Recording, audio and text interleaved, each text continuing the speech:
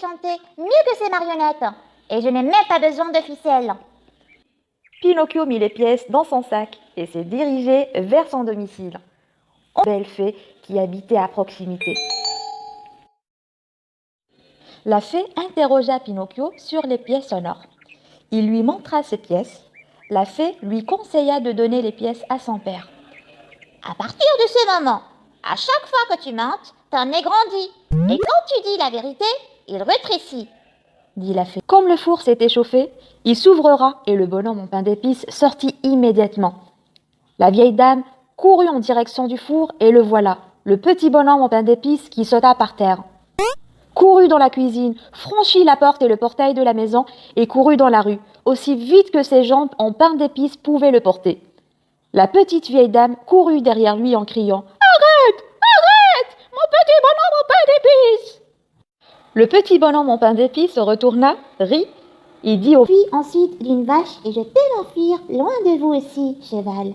Il est impossible pour vous tous de m'attraper. Maintenant, le vieil homme, la vieille dame, la vache et le cheval, tous les quatre couraient derrière le bonhomme en pain d'épices. Le vieil homme et la vieille dame se sentirent très fatigués, mais le bonhomme en pain d'épices ne relâcha pas du tout sa course. Tous les quatre le poursuivirent, il transpirait et respirait très vite.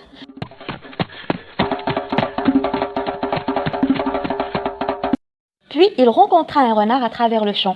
Le renard le regarda en train de courir, il lui demanda d'arrêter. Mais il refusa et cria « Cours, cours, cours, attrape-moi si tu peux. Tu ne peux pas m'attraper. Je suis le petit bonhomme en pain d'épices. Je me suis enfui de tout le monde. Attrape-moi si tu peux. » Il dit « Monte sur ma queue et je te fais traverser la rivière. » Alors le petit bonhomme en pain d'épices sauta sur la queue du renard et ce dernier sauta dans la rivière. Le renard le pardon. « Pardonnez-moi, je vous en prie, pardonnez-moi. Je ne vais jamais ignorer les autres dans ma vie. » Bonjour. Pour la leçon d'aujourd'hui, nous allons apprendre la dimension thématique.